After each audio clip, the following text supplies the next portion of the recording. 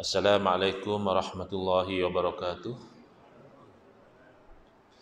Bismillahirrahmanirrahim. Alhamdulillahi rabbil alamin. Wa afdalus salati wa atammu taslimi ala sayyidina Muhammadin wa ala alihi wa sahbihi ajmain. Rabbi shrah li sadri wa yassir li amri wahlul 'uqdatam min lisani yafqahu qawli. Subhanaka la ilma lana illa ma 'allamtana innaka antal alimul hakim. Allahumma akhrijna min zulumatil wahmi wa akrimna binuril fahmi waftah alaina bima'rifatil ilmi wa sahhil akhlaqana bil hilm waj'alna mimman yastami'una al-qawla fayattabi'una ahsanah. Allahumma ati nufusana taqwaha wa zakkiha anta khairu man zakkaha anta waliyuha wa maulaha. Allahumma arinal haqqa haqqan warzuqna ittiba'ah wa arinal batila batilan warzuqna ijtinabah. Allahumma anfa'na bima 'allamtana wa 'allimna ma yanfa'una wa zidna ilman wa huda. Amma ba'd. Alhamdulillah, muslimin muslimat, hadirin hadirat yang saya hormati. Moga-moga kita semua dirahmati dan diberkati oleh Allah Subhanahu wa taala, dan moga-moga kita semua dikurniakan oleh Allah Subhanahu wa taala kefahaman yang baik di dalam urusan agama dan dikurniakan keikhlasan yang menyeluruh di dalam menuju ridha Allah Subhanahu wa taala dan juga berakhlak dengan akhlak-akhlak yang mulia. Pagi ini insyaAllah kita akan menyambung pengajian kuliah kita yang menggunakan kitab Kekeliruan Umat. Inilah jawapannya susunan Al-Fadhil Ustaz Mahathir bin Haji Jul hafizahullah ta'ala wa nafa'ana bihi wa bi'ulumihi fid daraini amin. Kita sampai ke muka surat 322, menyambung daripada perbincangan kita semalam tentang isu ada segelintir umat Islam yang tidak mahu bermazhab.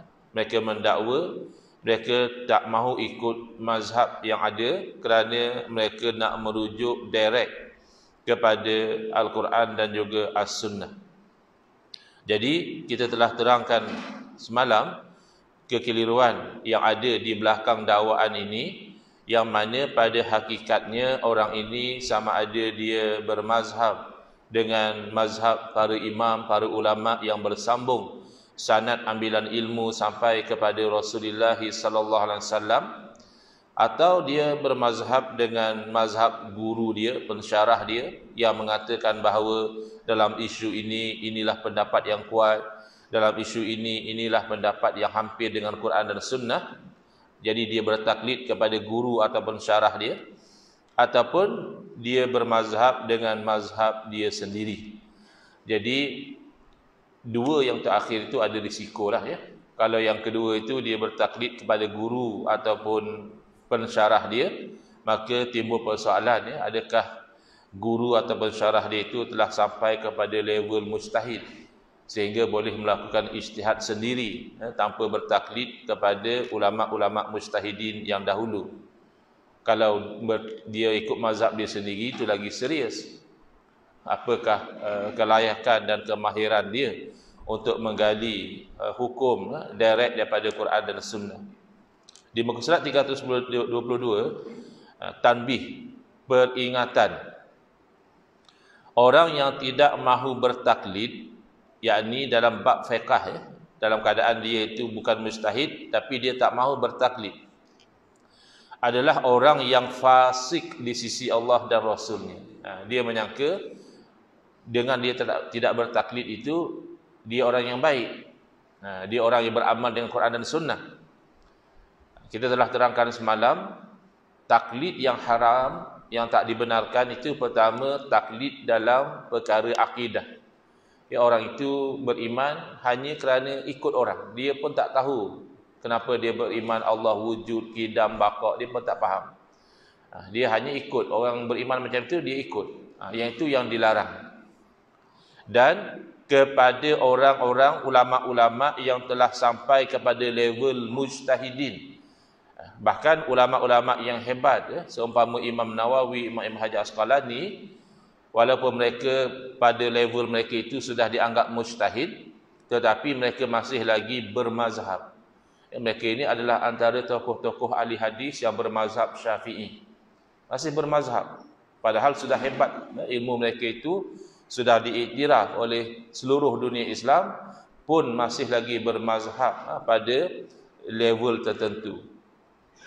Maka orang yang tidak sampai level mujtahid, tiba-tiba dia kata dia tak nak taklid, orang ini adalah orang yang fasik, orang yang melakukan dosa.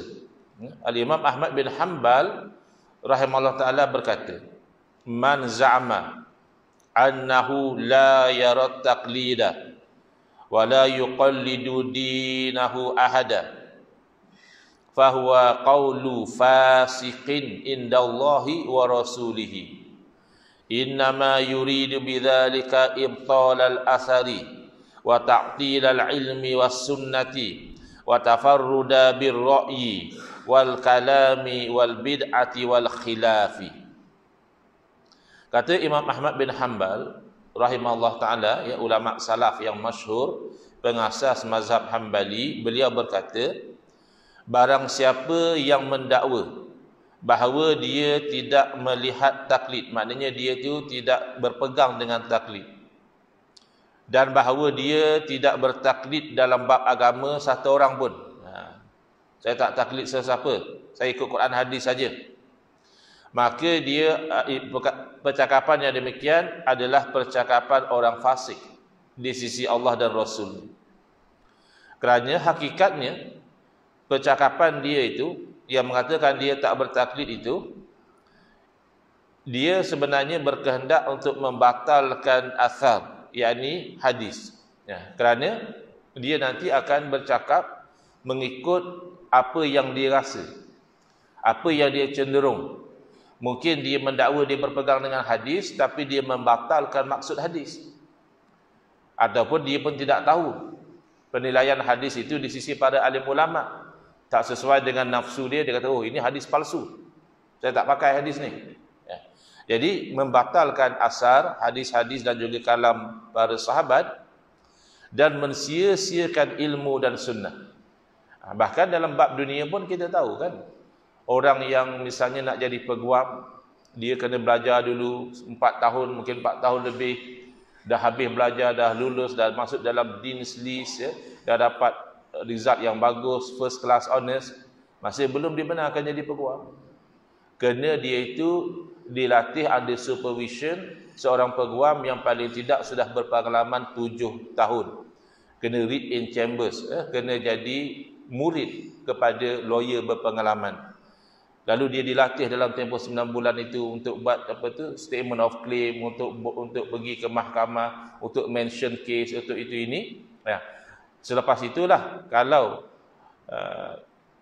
dia panggil master, ya. Kalau master dia itu berpuas hati, nanti akan ada recommendation kepada mahkamah. Mahkamah akan keluarkan perintah mengatakan orang ini sudah diterima masuk sebagai peguam bedil dan peguam cara. Itu pun secara logik, orang yang nak ambil peguam, ada kes besar, adakah dia memilih peguam yang baru setahun praktis, atau dia memilih peguam yang sudah 10-15 tahun, yang sudah ada nama, yang sudah ada kes-kes yang menang di mahkamah dan sebagainya. Padahal sama-sama peguam, sama-sama ada lesen, sama-sama boleh appear di mahkamah. Itu pun kita masih memilih, kalau boleh, yang berpengalaman. Kadang-kadang kita ambil juga yang kurang pengalaman sebab fee-nya tak mahal sangat. Yang ada nama ni kadang memang fee dia tu besar misalnya. Tapi dari segi logiknya, kita itu menilai orang itu dengan pengalaman, dengan pengetahuan. Ya, dalam bidang apa pun orang itu belajar. Kalau dalam bidang perubatan lagi lama, mungkin 5-6 tahun belajar. Lepas tu ada dia panggil apa? Housemanship, ya. Buat praktikal pula. Juga di bawah supervision doktor-doktor pakar, doktor-doktor yang sudah mahir. Jadi ini adalah perkara yang sangat logik sebenarnya. Tetapi apabila tiba kepada bab agama, ada orang menyangka is free for all. Siapa-siapa pun boleh berfatwa, siapa-siapa pun boleh kata, oh, dia kata hum rijal wa nahnu rijal, kata dia. Memang ini kalam daripada ulama, daripada Imam Abu Hanifah ataupun daripada ulama yang lain mengatakan, oh, kalau ini kalam sahabat, ya kita hormatlah, kita ikut. Tapi kalau sudah kalam orang-orang tabi'in, mereka adalah lelaki-lelaki, kami juga lelaki. Kenapa kami nak kena ikut mereka? Tapi dia tidak perasan percakapan itu daripada orang yang memang lelaki. Maksud daripada sudut ilmu, memang orang jantan, memang orang yang layak. So bolehlah dikata saya tak nak taklid kerana mereka ulama yang mujtahid, saya juga ulama mujtahid. Sesuailah kalam itu dikeluarkan. Tapi seumpama kita kata Imam Abu Hanifah, Imam Malik, Imam Syafi'i, Imam Ahmad bin Hanbal, mereka lelaki-lelaki, kami juga lelaki. Lelaki macam mana kita ni? Lelaki yang ada ratusan ribu hadis dalam dada, lelaki yang hafal Al-Quran, lelaki yang faham tafsir-tafsir Al-Quran, pelbagai pandangan ulama tentang satu ayat, lelaki yang mahir tentang bahasa Arab, lelaki yang tahu tentang usul fiqh. Tidak. Jadi ini adalah satu pendirian orang fasik yang menyia-siakan ilmu dan sunnah. Kemudian dia nak pandangan dia semata-mata, tafarrud bi ra'yi, walaupun ulama lain semua berfatwa berbeza, tak apa, ini ijtihad saya, kata dia. Dan hanya pemikiran falsafah, membuat bid'ah dalam agama, dan juga sengaja nak khilaf. Sebab bila kita berbeza dengan orang ramai, dia cepat terkenal. Macam contohlah, tak payah dalam bab pandangan sudah, dalam bab pakaian pun. Kalau orang yang tak biasa datang ke masjid ini, dia tengok sekitar lalu, lebih kurang sama je lah. Tuan-tuan ni lebih kurang sama lah. Kalau puan-puan lagi lah, bertelekung semua. Apa yang nak beza kan? Tapi kalau ada satu jemaah pun hari-hari datang masjid, pakai baju Melayu pesen apa tu, yang bau-bau ni, yang ketat sangat tu, yang melekat kat kulit tu, dah lah dia pakai baju Melayu macam tu, warna merah semua, misal kata. Dia punya kain merah, baju Melayu dia merah, kepiah dia merah, pakai spek, bingkai pun merah. Kan lain daripada orang. InsyaAllah tak lama kita cam, dikenali dia. Yang Allah, yang merah semua tu lah. Akan senang nak cam. Jadi, kenapa? Kerana dia berbeza. Sebab tu dalam pepatah Arab dikatakan khalif tu'raf. Kamu bercanggah, nanti kamu akan terkenal. Jadi, ini sebenarnya adalah dorongan hawa nafsu. Sebab tu Imam Ahmad bin Hanbal rahimahullah ta'ala mengatakan percakapan kononnya orang tak nak taklid, nak ikut Quran dan Sunnah direct, padahal dia bukan mujtahid, bahkan sangat-sangat jauh daripada orang yang alim, maka ini adalah percakapan yang fasik. Boleh lihat dalam kitab Bid'ah Tarkul Mazahib Al-Fiqhiyah, bid'ah yang sesat, meninggalkan mazhab-mazhab fiqh. Bahkan kalau kita lihat ulama-ulama di Arab Saudi pun, mereka tidak tolak mazhab. Cuma dalam keadaan-keadaan tertentu mungkinlah mereka ada pandangan mereka sendiri. Tapi secara umum mereka menghormati mazhab-mazhab yang sedia ada. Mereka akan terkejut kalau kita kata kita ambil daripada Quran dan hadis. Akan rasa lucu kalau orang tu hanya kononnya Quran dan hadis sahaja. Baik. Di muka surat 323 dirakamkan di sini dialog yang berlaku antara almarhum Syahidul Mihrab Syekh Dr. Ramadan Al-Buti rahimahullah ta'ala dengan seorang yang tidak mahu bermazhab. Jadi dalam kitab ini direngkaskan, Syekh Buti dia letak SB, bukan special branch. SB dalam kitab ini adalah Syekh Buti. AM adalah anti mazhab. Jadi berlaku dialog. Syekh Buti berkata, bagaimanakah jalan anda dalam memahami hukum? Sebab ada seorang pemuda dan kawan-kawan dia datang berkunjung kepada Syekh Buti untuk dialog. Kadang-kadang orang sekarang ni dia sangat confident.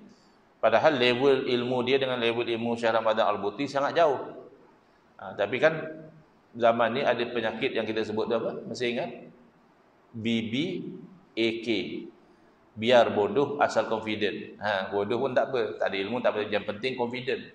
Jadi confident dia jumpa ulama besar nak berdialog, tapi dilayanlah oleh Syekh Ramadan Al-Buti untuk tujuan menerangkan, memberi kefahaman. Kalau tidak kepada beliau pun kepada orang lain. Jadi tanya Syekh Buti kepada pemuda ini, dah kamu ni tak nak taklid, bagaimana cara kamu tu memahami hukum Allah? Adakah anda mengambil terus daripada Quran dan Sunnah, ataupun anda mengambil daripada imam-imam mujtahid? Macam mana kamu nak tahu hukum? Kan agama ni zahirnya kita nak tahu hukum. Lalu pemuda ini menjawab, saya akan meneliti pendapat para imam mujtahid serta dalil-dalilnya. Dia tak kata dia buang terus tak, tapi dia kata dia akan kaji. Kan ramai dah dalam masyarakat kita. Dia kata saya bukan taklid juga, saya tak taklid pada doktor PhD, saya kaji. Dakwaan dia lah. Dan kaji dengan dalil sekali. Dan kemudian saya akan mengambil keterangan yang dalilnya paling dekat dengan Quran dan Sunnah. Jadi saya ni level saya boleh menilai pandangan ulama-ulama mujtahid yang ada ratusan ribu hadis dalam dada yang dijadikan hujah dalam bahasa Arab, yang dijadikan rujukan seluruh dunia Islam sejak ratusan atau ribu tahun yang lalu. Saya boleh nilai mereka tu betul ke tidak. Masya Allah. Macam mana kamu boleh nilai tu? Kalau bab lagu pun kita pening. Orang yang tak faham lagu jadi juri bab lagu. Ya, macam mana kita kata? Itu bab lagu, bab nyanyi. Kalau kita ikut logik, asal sedap lantak dah. Apa aku nak faham-faham, jadi sedap buat telinga aku, yang aku kata dia menang. Kan gitu sepatutnya. Tapi kita pening ni, siapa lah punya penerbit rancangan ni? Mana-mana punya orang dia ambil jadi juri. Ambillah orang yang pengalaman dalam bidang muzik, dalam bidang lagu, baru kita confident. Itu baru bab lagu.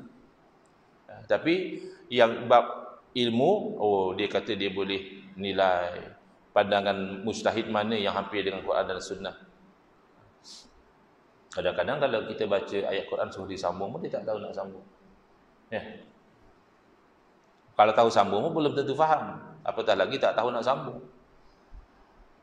Sekiranya anda mempunyai wang sebanyak 5,000 lira. Jadi Syekh Buti nak mengujilah betul atau tidak metod yang konon jadi dakwa tu. Jadi tanya satu bab fiqh. Kamu mempunyai wang sebanyak 5,000 lira Syria. Syria pakai kalau kita ringgit, sana panggil lira. Dan wang tersebut anda simpan selama 6 bulan. Lalu anda menggunakannya untuk membeli barang-barang untuk dijual. Kamu beli barang untuk kamu jadikan stok, nanti kamu nak jual. Bilakah anda akan membayar zakat harta perdagangan? Adakah setelah 6 bulan ke depan atau setelah 1 tahun? Macam mana nak jawab? Bab ni spesifik. Bab zakat. Lalu dia tak apa, tak tahu tak apa, yang penting tunjukkan macam confident. Tanya balik, maksud tuan harta perdagangan tu wajib keluar zakat ke? Loh, kan cara soalan tu pun dah nampak dia tak faham. Ya. Baik. Jadi kata Syekh Buti, saya hanya bertanya dan saya berharap anda menjawab dengan cara anda sendiri, sebab anda kan boleh nilai mana yang hampir dengan Quran hadis. Jadi terpulanglah anda nak kata kena wajib zakat ke tak wajib zakat, anda nilai, anda ada cara anda sendiri. Jadi kebetulan di rumah Syekh Al-Buti itu memang dan memang biasanya di rumah para alim ulama ni dia ada sudut yang penuh dengan kitab-kitab rujukan. Ya. Saya ada ziarah ya seorang habib di Kedah sampai bertingkat-tingkat, tingkat atas penuh dengan kitab. Itu biasa. Jadi kata Syekh Al-Buti, ni depan anda ni ada maktabah, ada pustakaan. Kat situ ada kitab tafsir, ada kitab hadis, ada kitab ulama-ulama mujtahidin. Ya, kalau anda perlu rujuk untuk jawab soalan tentang zakat tadi. Sebab dia kata dia akan nilai. Istilah orang zaman moden dia kata sembang kari. Sembang dekat. Boleh nilai sana sini. Tanya satu soalan, dah confused. Yeah. Lalu dia jawab, "Wahai Tuhan, ini adalah masalah agama yang bukan mudah nak jawab direct." Dah. Tadi nampak hebat ya. boleh nilai ulama mujtahid semua. Baru tanya satu soalan dah, ni tak mudah kata dia. Ia memerlukan waktu untuk mempelajarinya dengan teliti. Kedatangan kami ke sini adalah untuk membahas masalah lain. Nak bahas masalah tak perlu ikut mazhab. Bukan nak bahas masalah zakat. Dia kona ke situ.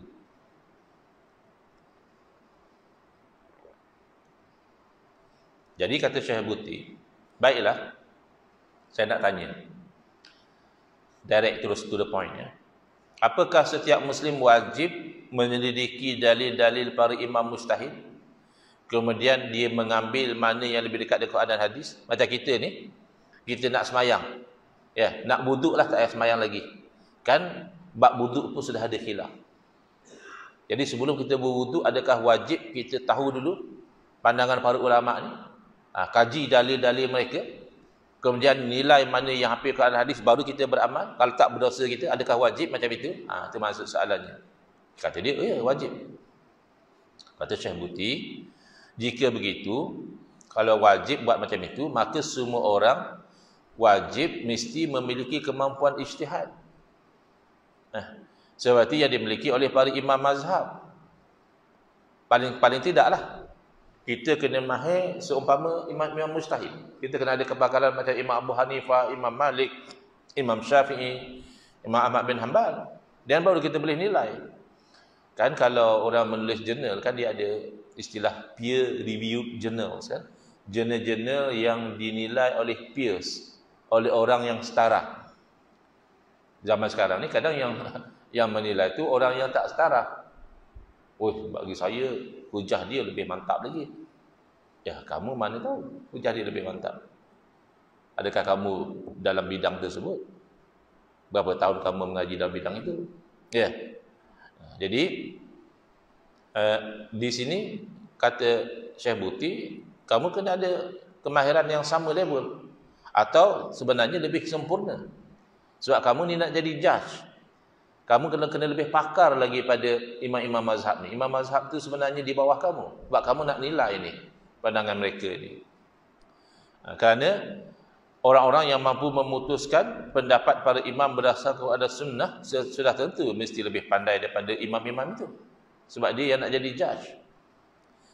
Kata pemuda yang anti mazhab itu, sebenarnya manusia itu ada 3 peringkat kata dia.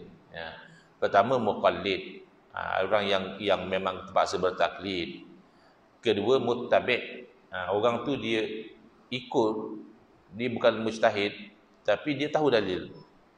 Dia bukan label mujtahid keluarkan hukum daripada dalil, tapi dia ikut pandangan ulama dalam keadaan dia tahu dalil. Itu muttabi' kata dia.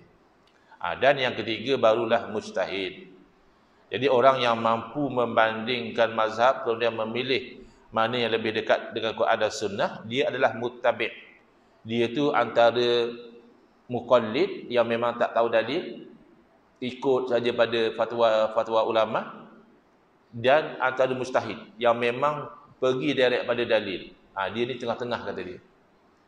Dia tak bolehlah nak macam imam mujtahid, ya, tapi dia tahu dalil, dia boleh banding-bandingkan. Jadi tanya Syekh Buti, apa kewajipan muqallid? Kamu kata tiga kategori.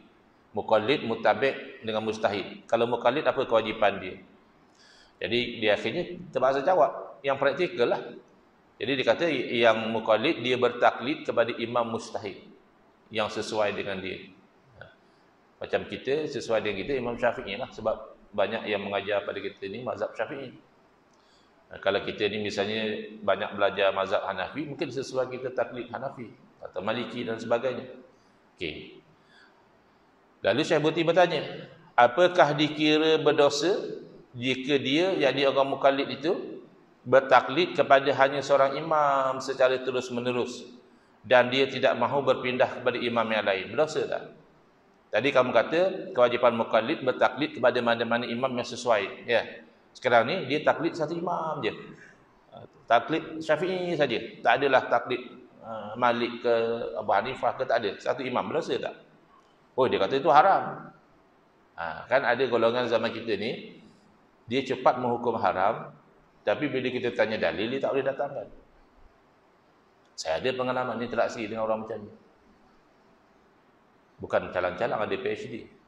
Saya tanya, ada tidak dalil yang mengharamkan istirasah dengan wali-wali yang dah meninggal dunia? Tak dia berpegang kata haram. Ada tak dalil? Wih, dalil banyak ya. Dalam Quran semua. Okeylah. Oleh kerana dalil itu banyak, saya mohon berikan satu cukup. Sampai habis pertemuan tak bagi. Kok dia lupa Ustaz, biasalah manusia lupa. Yalah, kok dia seorang lupa. Habis lagi 14-15 yang ada PhD juga tu, pakat lupa habis lah. Jadi kadang-kadang dakwaan saja. Dia tak perasan kata haram tu hukum. Dia juga yang sembang. Oh, sembang dekat. Agama ni terbina atas dalil. Bukan ikut mimpi-mimpi Tok Syekh. Betul lah. Siapa kata agama terbina atas mimpi Tok Syekh? Mimpi ni hanya mubasyirat saja. Perkhabaran gembira saja, bukan sumber hukum. Ya. Tak ada orang kata mimpi ni sumber hukum. Betul lah tu agama terbina atas dalil. Tapi bila kamu mengharamkan itu, mengharamkan ini, aina dalil? Mana dalil? Dah lupa ke? Slogan kamu agama terbina atas dalil tu. Oh, time orang lain kamu tanya dalil. Time kamu kata ni haram, ni sesat, mana dalil? Jadi, bila pemuda ni kata haram, ditanya oleh Syekh Buti, apakah dalil?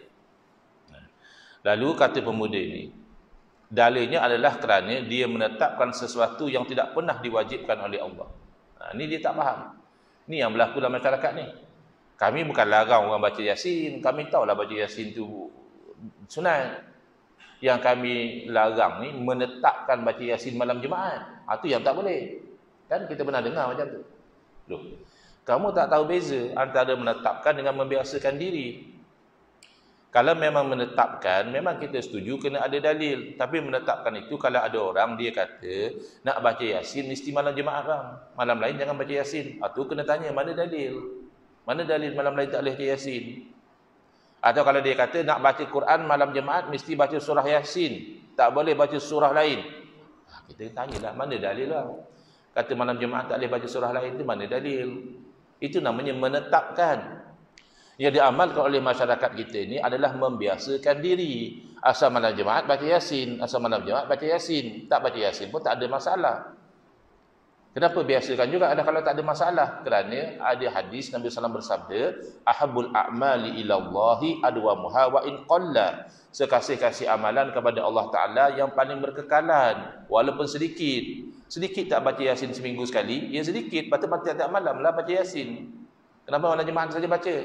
Ya, kenapa baca Yasin saja? Baca lagi lah suratul Kahfi, Waqiah dan sebagainya. Oh, walaupun sedikit, kami konsisten kan? Tiap-tiap minggu kami baca, moga-moga termasuk sekasih-kasih amalan kepada Allah. Kalau menetapkan, kita setujulah. Kalau ada orang sampai kata mesti baca Yasin malam Jumaat, kalau ada orang mengatakan mesti Yasin kalau nak baca Quran malam Jumaat, itu kita setuju ya, tak ada dalil. Baik, jadi kata dia orang ni menetapkan, padahal sebenarnya bukan menetapkan. Orang ini kan dia belajar mazhab itu, maka dia ikut yang dia ada ilmu. Wala taqfu ma laisa laka bihi ilmun. Jangan kamu ikut apa sesuatu yang kamu tidak punya ilmu. Adakah kamu punya ilmu tentang mazhab Hanafi? Tak ada. Adakah kamu punya ilmu tentang mazhab Maliki? Tak ada. Tahu gitu-gitulah, dengar-dengarlah orang kata, ya mazhab Malik macam ni, mazhab Hanafi macam ni, tapi mengaji tidaklah, dengar-dengarlah orang cerita. Ya. Berarti yang kamu kena ikut, yang kamu ada ilmu. Sekurang-kurangnya mazhab Syafi'i itu kita adalah menadah kitab dengan ustaz-ustaz, dengan guru-guru. Maka itu sebab kita ikut. Bukan kita kata hanya boleh ikut mazhab Syafi'i, tidak. Jadi kata dia, orang ini menetapkan sesuatu yang tidak pernah diwajibkan oleh Allah. Jadi Syekh Buti nampak dia tak faham. Lalu Syekh Buti cuba buka minda dia, tanya. Daripada 7 kiraat, iaitu cara baca Quran, kamu guna kiraat mana? Kata dia kiraat Imam Hafaz. Kiraat Hafaz, Imam Hafaz. Adakah kamu selalu baca Quran dengan kiraat Imam Hafaz, atau setiap hari kamu tukar kiraat? Hari ini kamu baca kiraat Hafaz, besok kiraat lain pula. Kan ada 7 kiraat. Adakah kamu maintain satu kiraat atau kamu tukar-tukar? Tentulah sekali kata dia, saya membaca Quran dengan kiraat Imam Hafaz saja. Ya. Jadi Syekh Buti tanya, mengapa anda selalu tetap dengan kiraat Imam Hafaz? Sedangkan Allah tidak mewajibkan anda melainkan kamu membaca menurut riwayat yang diterima daripada Nabi SAW secara mutawatir. Tak ada dalil kata mesti qiraat hafaz saja. Yang kamu sentiasa stick pada Imam Hafaz punya qiraat, kenapa? Imam Syekh Buti tanya. Lalu dia pun jawab, kata dia, sebab saya belum belajarlah qiraat lain. Qiraat lain tu saya tak pandai.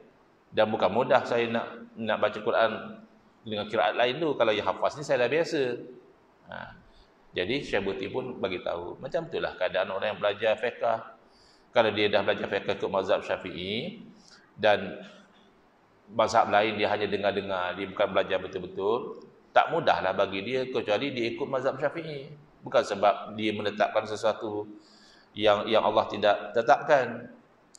Jika anda mewajibkan kepada dia untuk mengetahui ijtihad para imam dan mengambil semuanya, ini bererti dengan logik yang sama, anda pun wajib mempelajari semua qiraat itu. Jika anda beralasan tak mampu, maka demikianlah keadaan muqallid tadi. Jangan kata nak belajar semua mazhab. Satu mazhab pun dia tak mampu nak belajar semua. Kita banyak belajar bab apa? Taharah, ibadah. Ya. Munakahat, nikah kahwin, muamalat, selalu kita terlepas. Jenayat pun kadang-kadang tak sampai belajar pun. Ya. Jadi dia masalahnya tak mampu. Jadi secara ringkasnya kami ingin bertanya, apakah alasan anda untuk mewajibkan para muqallid untuk berpindah dari mazhab yang satu ke mazhab yang lain, sedangkan Allah tidak pernah mewajibkan yang demikian? Kadang-kadang dia tak perasan. Dia tahu tak boleh ikut satu mazhab, ya, sebab Allah tak mewajibkan kita ikut satu mazhab. Okey, tak boleh tu apa? Haram. Maknanya wajib pindah mazhab. So, mana dalil Allah suruh pindah mazhab? Pun tak ada dalil juga. Kadang dia orang hanya nampak suruh kita je bawa dalil. Mana dalil? Kita buat makan-makan, ya. Semalam dapat burger kan? Burger. Buat makan-makan lepas tahlil semalam, tengah tahlil. Ya, belum habis tahlil dah dapat burger. Orang soleh sini ya. Wa may yattaqillah wa may yattaqillah yaj'al lahu makhraja wa yarzuqhu min haitsu la yahtasib. Kita tak plan pun nak makan burger semalam. Tahu duduk tengah-tengah bertahlil dapat burger. Mana dalil? Dia kita kata dalil Nabi sallallahu alaihi wasallam bersabda at'imut ta'am. Jamulah makan. Tapi tak ada dalil jamu makan lepas kematian. Okeylah. Ada tak dalil Nabi haramkan buat jamuan lepas kematian? Ada tak? Tak ada juga. Sekurang-kurangnya kita ada dalil umum. Nabi suruh jamu makan sebelum kematian ke lepas kematian ke, dan lepas kematian ni ceritanya bukan kerana kematian, tapi kerana bersedekah bagi pihak si mati. Tidak ada khilaf di kalangan ulama jadi bagi si mati. Kerana dalam hadis bila ditanya pada Nabi SAW, adakah patut saya bersedekah bagi pihak ibu saya, Nabi SAW kata ya. Jadi tak ada khilaf.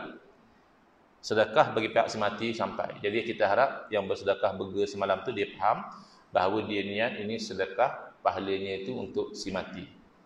Begitu. Jadi hanya kita saja dipaksa suruh minta dalil. Jadi kalau tuan-tuan jumpa dengan orang ni, tukarlah posisi pula. Mana apa hukum haram? Mana dalil? Biar dia cari dalil pula. Asyik kita dia cari dalil. Dahlah kita bagi dalil dia tak nak terima. Ya. Jadi mana dalil Allah wajibkan kena pindah-pindah mazhab ni? Ini bermakna sebagaimana Allah tidak pernah mewajibkan untuk mengikut satu mazhab secara terus-menerus, Allah juga tidak pernah mewajibkan untuk terus-menerus berpindah satu mazhab. Hari ni ikut Hanafi, besok ikut Maliki, lusa ikut Syafi'i, pun tak ada juga. Jadi yang berlaku bukan isu mewajibkan. Yang berlaku adalah isu kemampuan. Orang tu mampu belajar satu mazhab. Jadi kata pemuda tadi, sesungguhnya yang haram itu adalah jika seseorang mempunyai i'tiqad bahawa Allah memerintahkan untuk terus-menerus. Yang kalau dia ikut satu mazhab tu dengan i'tiqad wajib buat macam tu. Itu dah cerita lain. Itu salah faham dia. Kena terangkanlah pada dia tak wajib. Yang wajib kamu itu beramal dengan ilmu. Dan kamu hanya ada ilmu tentang mazhab Syafi'i, ya teruslah taklid mazhab Syafi'i. Tapi kalau kamu ada ilmu mazhab lain, ya silakan. Jadi kata Syekh Buti itu masalah lain, dan itu memang benarlah, tak ada keraguan lah, tak ada khilaf lah, memang tak bolehlah i'tiqad macam itu. Tetapi adakah dia berdosa jika dia terus-menerus ikut satu imam sedangkan dia tahu bahawa Allah tidak mewajibkan, cuma dia setakat itu dia mampu? Oh, kalau macam tu tak berdosa lah kata dia. Pula tadi awal-awal dialog kata wajib, nilaikan pandangan mustahid dulu. Baik, lalu dia berkata, apa tu, Syekh Buti berkata, tetapi buku, iaitu merujuk pada buku tulisan Syekh Khajandi yang anda pelajari itu menyebutkan hal yang berbeza dengan apa yang anda katakan. Jadi orang yang tak nak taklid mazhab ni, dia sebenarnya taklid pada tokoh-tokoh tertentu. Ini tak boleh taklid Imam Syafi'i, kita kena ikut pada hadis. Sebab Ibn Taymiyah kata, oh Ibn Taymiyah pula. Jadi kamu taklid Ibn Taymiyah okey. Kami taklid Imam Syafi'i, itu kata ta'assub mazhab. Macam mana kamu ni? Ya. Baik, jadi kata Syekh Buti, dalam buku yang kamu rujuk tu lain. Malah Syekh Khajandi secara tegas mengharamkan yang demikian. Malah pada beberapa bahagian daripada buku itu, beliau menyatakan kafir bagi orang yang terus-menerus mengikut seorang imam dan tidak mahu berpindah pada mazhab lain, kata dia kafir. Jadi lain yang kamu cakap dengan buku rujukan kamu ni, macam mana ni? Lalu dia kata, di mana dia mengatakan demikian? Jadi pemuda ini teringat tentang tulisan Syekh Khajandi yang berbunyi, malah sesiapa sahaja yang mengikuti seorang imam secara terus-menerus dalam setiap masalah, maka dia termasuk orang fanatik yang salah serta telah taklid secara membabi buta, dan dia adalah orang yang telah mencerai-beraikan agama dan menjadikan diri mereka berkelompok-kelompok. Ini tuduhan yang buruk kepada mazhab. Seolah-olah mazhab ini adalah punca perpecahan. Baca sejarah lah bang. Betul ke orang Islam berpecah kerana mazhab? Ya, mazhab ni semenjak zaman sahabat dah ada. Sahabat ni berpandangan macam ni, sahabat seorang lagi berfatwa lain. Ya, bukan. Zaman sahabat yang jadi berpecah, yang jadi berperang adalah politik. Yang sebahagian kata khalifah yang sebenar adalah Sayyidina Ali karamallahu wajhah. Sebahagian kata bukan, khalifah adalah Sayyidina Muawiyah radhiyallahu taala anhu. Kan itu sampai sekarang pun. Ya, yang bergasak dalam WhatsApp group tu, Hanafi dengan Syafi'i ke? Bukan. Kan parti sana dengan parti sini yang tak habis-habis bergasak tu. Ya. Ini kan isu kalimah Allah pula. Ya. Isu kalimah Allah tu penting. Tapi jangan digasak dengan politik. Ya. Biarlah senada kita orang Islam mempertahankan kesucian nama Allah, bukan oleh kerana aku sokong parti ni, macam ni pendirian aku. So aku tukar parti lain pula pendirian aku. Macam mana? Baik. Jadi bukan isu mazhab jadi berpecah belah. Memang berlaku perdebatan, itu biasa dalam bab ilmu. Lalu dia berkata, yang dimaksudkan dengan mengikuti secara terus-menerus di situ adalah mengiktikadkan wajibnya. Di dalam pernyataan itu ada yang dibuang. Dia kata maksud Syekh itu lain. Jadi Syekh Buti berkata, apakah bukti? Kamu mendakwa maksud dia macam itu. Apa bukti Syekh Khajandi bermaksud demikian? Mengapa anda tidak mengatakan bahawa Syekh Khajandi itu telah melakukan satu kesalahan? Dia kalau imam yang diikut, dia akan kata, oh ini maksud dia macam ni. Tak mahu dia kata, oh beliau tersilap. Tapi kalau imam-imam lain, oh Imam Abu Hanifah salah, Imam Syafi'i tak betul. Ya, Imam Syafi'i kalau tahu hadis tu, dia nanti akan rujuk daripada fatwa dia. Mujurlah ada doktor PhD kita bagi tahu, oh, Masya Allah. Jadi doktor PhD, kamu lebih pandai hadis daripada Imam Syafi'i rahimahullah ta'ala nasirus sunnah. Bukan Imam Syafi'i tak tahu hadis bang. Imam Syafi'i tahu hadis-hadis lain, lalu menimbang hadis itu dengan hadis-hadis lain, maka keluarlah fatwa.